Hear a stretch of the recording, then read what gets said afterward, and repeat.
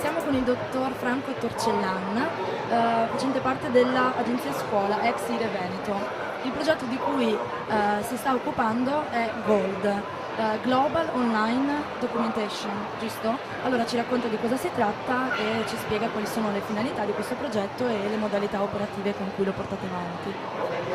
Il progetto è un progetto che vuole sviluppare la cultura della documentazione didattica e è un progetto che ha ormai 10 anni di vita, spende le 10 candeline in questi giorni, quindi è proprio una ricorrenza quasi oggi.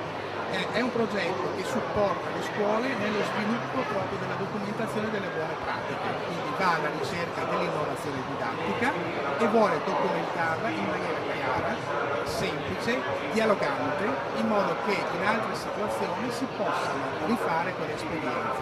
Questo ovviamente non vuol dire ricopiare l'esperienza, perché nella scuola si attivano processi complessi, queste esperienze devono essere sempre ricontestualizzate ovviamente nei nuovi ambiti scolastici che vengono attivate. Quindi la sua presenza a Expo Scuola riguarda questo progetto. Siete qui presenti? Sì, io faccio parecchie cose, parecchi progetti, questo è quello forse centrale, anche perché questo progetto in qualche modo ha ispirato il salone di quest'anno, che è tutto centrato sulle buone prassi, che vuole ripartire dalle scuole, quindi da quello che nelle scuole di buono e di positivo si fa. E quindi è qualcosa di centrale. A questo proposito mi fa subito venire in mente il punto cruciale della nostra fiera come Consiglio regionale. Le democracy, quello che di buono si fa nella scuola, quindi in questo caso le nuove tecnologie applicate ad una formazione, educazione informatica per poter avvicinare i cittadini, e in primis gli studenti e i ragazzi, al mondo delle istituzioni, alla pubblica amministrazione. Allora, in questo caso, a questo proposito, qual è la sua opinione, qual è il suo parere per questi progetti, a proposito di questi progetti della Regione?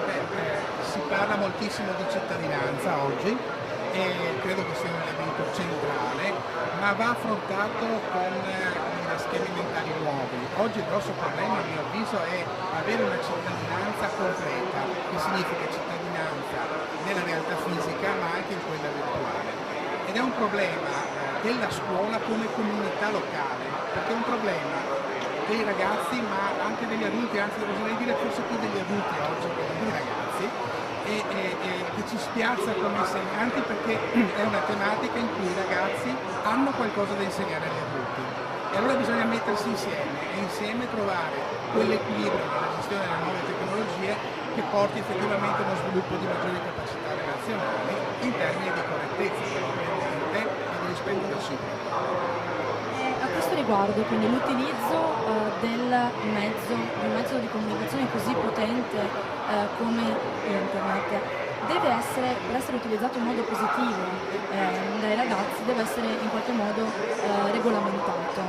E proprio in questo senso alcuni studenti hanno sollevato questa tematica, una mancanza di informazione e probabilmente anche di formazione da parte dei formatori che hanno delle mancanze loro stessi, perché proprio come ha detto lei è un problema che riguarda più gli adulti che non hanno dimestichezza con questo nuovo linguaggio più propriamente giovanile, dei nativi digitali, così come sono chiamati i ragazzi.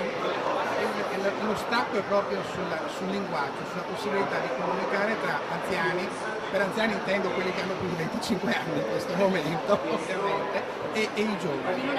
Chi non è nato con le digital natives ovviamente. E bisogna recuperare questo terreno di dialogo, altrimenti noi non riusciamo più a far transitare nel futuro ciò che decidiamo di portarci dietro dal passato.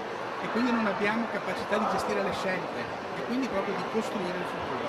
Viviamo purtroppo oggi in un eterno presente senza avere una dimensione dinamica della vita come trasformazione, ma una trasformazione in cui sono le nostre decisioni a pesare, non è una trasformazione che ci viene dall'esterno ovviamente. Dobbiamo saper scegliere e saper usare questi strumenti, vuol dire saper mettersi in relazione per poter effettuare insieme le scelte. Quindi sono proprio il top della cittadinanza, se vogliamo, che forse va pensato un pochino però come Luzzante, abitanza responsabile più dell'ufficio che dei democratici del Consiglio cittadinanza è un regionale. concetto filosofico in qualche modo, Vi storico, presento la mia politico, collega Carla ma Conti le dell'ufficio persone legislativo. vivono il territorio Oggi noi sostanzialmente, vorremmo sviluppano nel spiegarvi, territorio così, le molto proprie molto relazioni, semplice, le sviluppano in anzi, rete e diciamo, vuol dire che abitare cos'è questo, il no? Consiglio regionale. Imbattersi Volevo concretamente nei domandarvi se qualcuno di voi problemi lo sa, e su tanto, quelli non so, lo sa già, condividere perché delle sono scelte. avvantaggiati da cosa fa. Grazie Qualcuno di voi sa dottor cos'è il Torcella, Consiglio la regionale? ringrazio per la sua visita e le auguro buon lavoro. Che cosa fa il Consiglio regionale?